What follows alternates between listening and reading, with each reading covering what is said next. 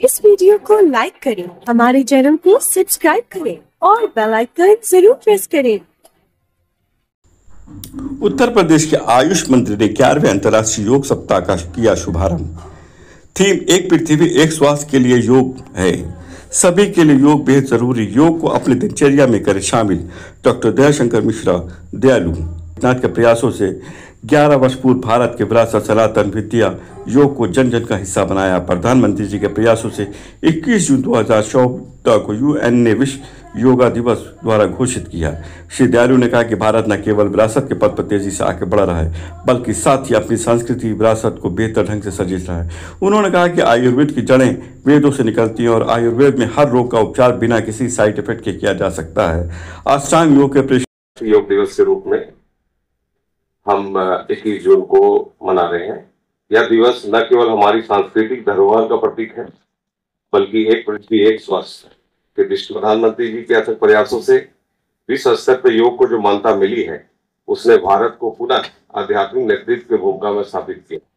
इसी क्रम में इस वर्ष 15 से 21 जून तक पूरे प्रदेश में योग सप्ताह के रूप में कार्यक्रम आयोजित किए जा रहे हैं। इस सप्ताह के मुख्य बिंदु जो है 15 जून को योग गुरुओं एवं विशेषज्ञों के साथ एक परिचर्या तथा व्यापक जन संवाद आयोजित किया गया है, जिसमें योग के विविध पहलुओं पर चर्चा होगी। 16 जून को प्रदेश के सभी स्कूलों और कॉलेजों में योग आधारित पोस्टर प्रतियोगिता, भाषण, लेखन व प्रश्नोत्तरी जैसे कार्यक्रम आयोजित किए जा रहे हैं, ताकि युवा पीढ़ी योग से जुड़ सके। 17 जून को ग्राम पंचायतों में खुली बैठकें कर योग सत्र आयोजित किए जा रहे हैं। 18 जून को जेलों, वृद्धाश्रमों एवं अन्य संवेदनशील स्थानों पर विशेष योग सत्र का आयोजन किया गया है, जिसमें समाज के हाशिए पर खड़े लोगों तक योग की पहुंच सुनिश्चित हो सके। 19 जून को सभी शासकीय एवं कॉर्पोरेट कार्यालयों में कर्मचारियों के लिए सामूहिक योगाभ्यास आयोजित किए जाएंगे। 20 जून को महिलाओं को विशेष भूमिका को ध्यान में रखते हुए आशा, आंगनबाड़ी कार्यकर्त्री व गर्भवती महिलाओं हेतु विशेष योग कार्यक्रम आयोजित किए गए हैं। 21 जून अर्थात मुख्य योग दिवस में प्रदेश के लगभग 9000 से अधिक स्थानों पर एक साथ सामूहिक योगाभ्यास का आयोजन किया जाएगा, जिसे हम योग महालड़ी कह सकते हैं। यह अब तक का सबसे बड़ा योग प्रदर्शन होगा। पिछले वर्ष लगभग 1 करोड़ प्रतिभागी इसमें भाग लिए थे। इस बार हमें आशा है कि इससे ज्यादा स्थानों पे और लोगों का प्रतिभाग हम लोग सुनिश्चित कर पाएंगे। माननीय मुख्यमंत्री बनाया गया है, तो मैं जो करता हूँ आप उसको उसकी पुनरावृत्ति करेंगे। सर्वप्रथम मैं करूंगा ताड़ासन। आप ऐसे ही बैठे रहिए, पैरों में थोड़ी सी दूरी बना के रखिए, दोनों हाथों को ऊपर की तरफ खींचते हुए ऊर्ध्व दिशा में अपने मेरुदंड को खींचते जाइए। ये ताड़ासन है, ये आपके मेरुदंड पर जो तनाव है उसको दूर करता है। धीरे धीरे हाथों को बगल से लाते हुए वापस ले आइए। इसके बाद ऐसे बैठे बैठे ही हम करेंगे ऊर्ध्वहस्तोत्तानासन। दोनों हाथों को ऊपर की तरफ खींचिए। ऑफिस में कार्य करने के दौरान आपके बाहों पर जो खिंचाव है, जो तनाव है, इसको करने से वो दूर होता है। धीरे धीरे हाथों को नीचे ले आइए। इसके बाद अपनी कुर्सी पर बैठे बैठे दाईं तरफ थोड़ा सा घूम जाइए। श्वास को बाहर निकालते समय श्वास को बाहर निकालिए, दाईं तरफ घूमते हुए पीछे घूम जाइए। ये आपके गर्दन की मांसपेशियों पर खिंचाव डालता है, जिससे कि लाभ प्रदान होता है। वापस आ जाइए। इस प्रक्रिया को बाईं तरफ से एक बार दोहराइए। सांस को छोड़ते हुए बाईं तरफ घूमते हुए धीरे धीरे श्वास को लेते हुए वापस आ जाइए। इसके बाद हम करेंगे प्रसारित पादुकानासन।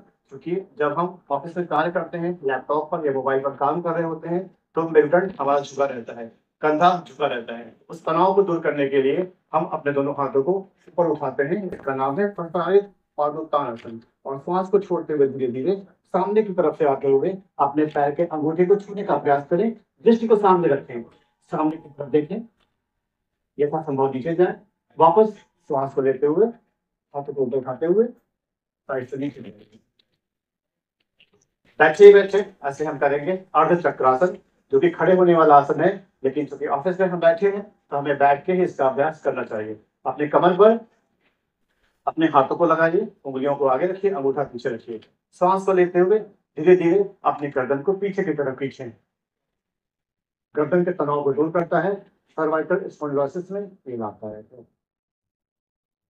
धीरे धीरे सांस को छोड़ते हुए वापस आ जाइए।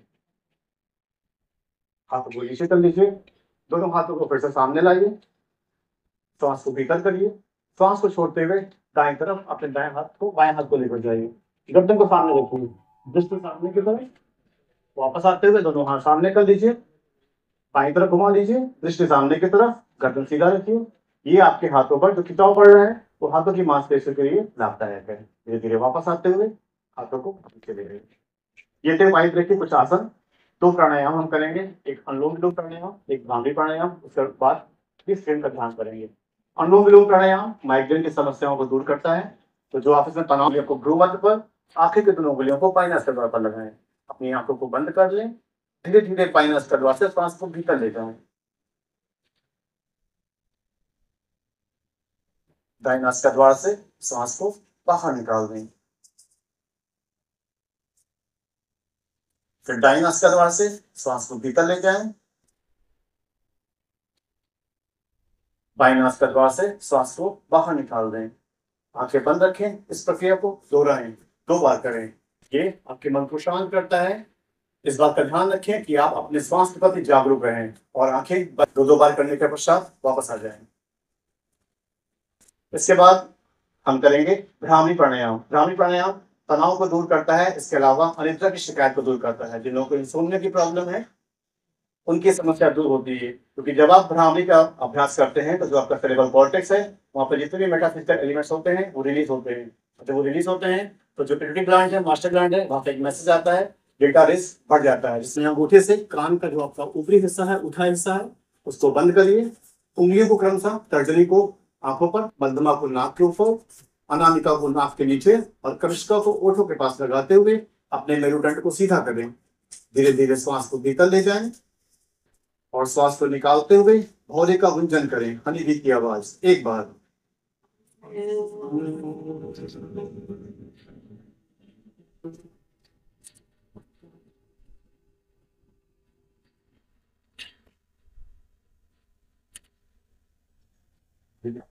डालें। हाथों को अपनी जंघाओं पर रखते हुए मेरुदंड को सीधा रखते हुए आंखें बंद कर लें। अब हम ध्यान की अवस्था में जाएंगे 1 मिनट के लिए। आंखें बंद कर लें, जो मैं बोलता हूँ उस पर ध्यान लगाएं।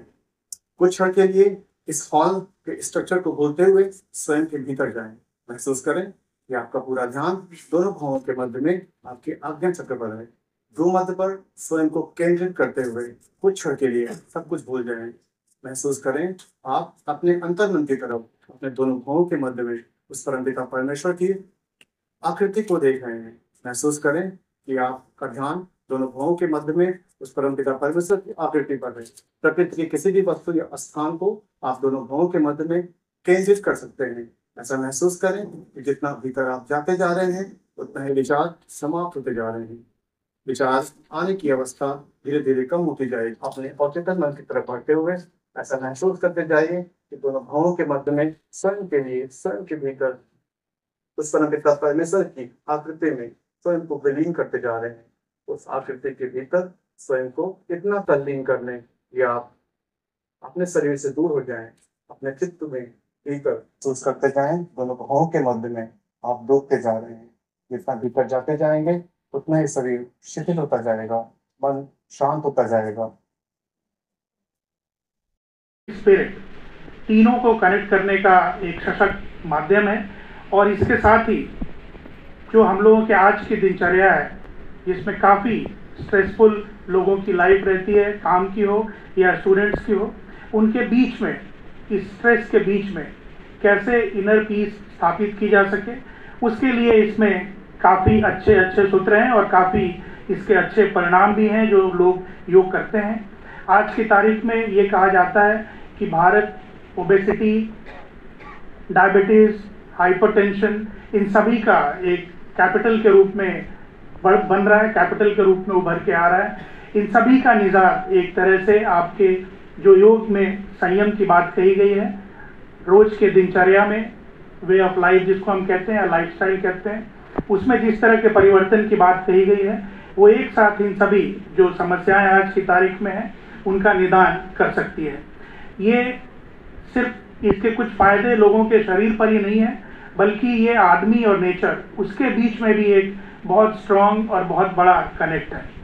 आज के इस कार्यक्रम को हम लोग एक इस तरह से इस्तेमाल कर सकते हैं कि ये एक स्टेप हो, एक कदम हो हमारा बेहतर स्वास्थ्य के लिए, बेहतर फोकस के लिए और बेहतर जिंदगी के लिए। धन्यवाद।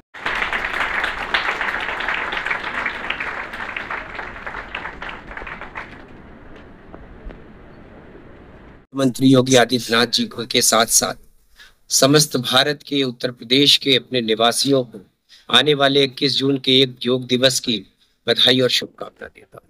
ये 11वां अंतर्राष्ट्रीय योग दिवस आने वाला है। जब से केंद्र में पहली बार सरकार बनी आदरणीय नरेंद्र मोदी जी की, 2014 से ये अनवरत रूप से 11वें वर्ष की यात्रा है योग की।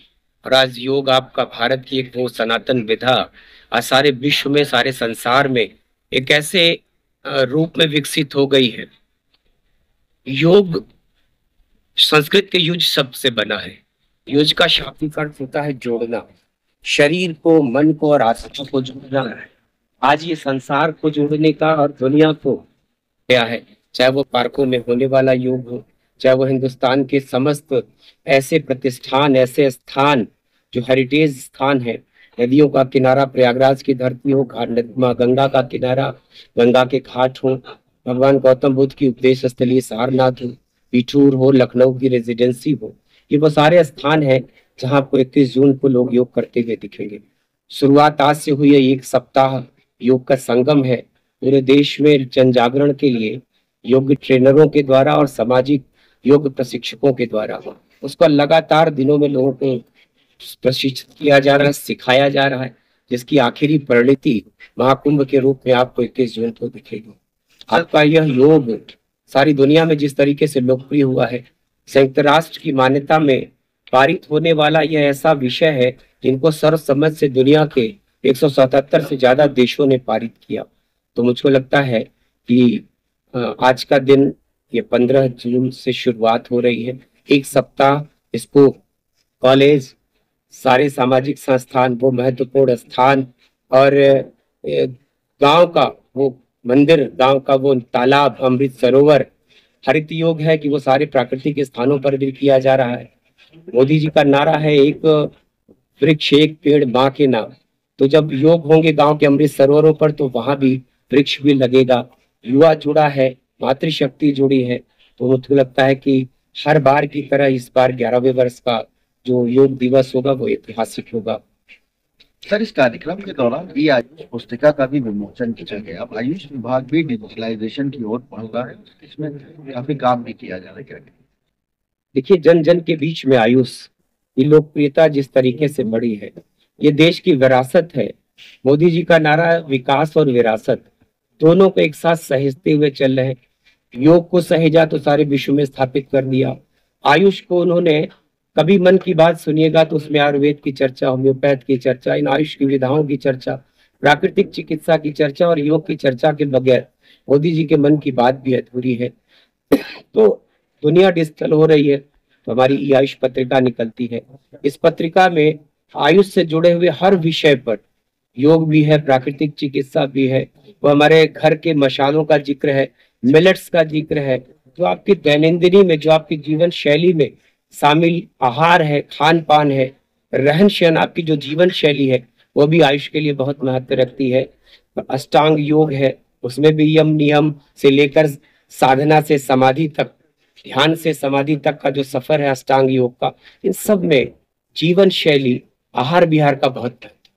सर, एक सवाल ये था कि आपके यूनानी विभाग के ऊपर कुछ इल्जाम लगे हैं कि वहां पर जो है वो भर्ती और मतलब जो ट्रांसफर पॉलिसी है या दूसरी पॉलिसियां हैं उनकी बहुत जो है उसमें घाट कटोला बहुत हो रहा है। इसकी शिकायत हमारे तक भी आई और बल्कि प्रमुख सचिव तक को भी की गई है और लगातार इसकी सारी कुछ बताएंगे तो हम लोग उसकी जांच कर लेंगे। ठीक यार, उर्दू में नाम होता है उसमें कौन सा नया हुआ? अब संस्कृत में, अब संस्कृत में नाम होगा तो तुम्हें टफ नहीं लगेगा। अब जो भाषा तुम बताओ होता था। और ये पूरा हिजामा नारिया जिसको जैसे आयुर्वेदा में पंचकर्म है, यूनानी में सर इलाज की तदबीर है जिसके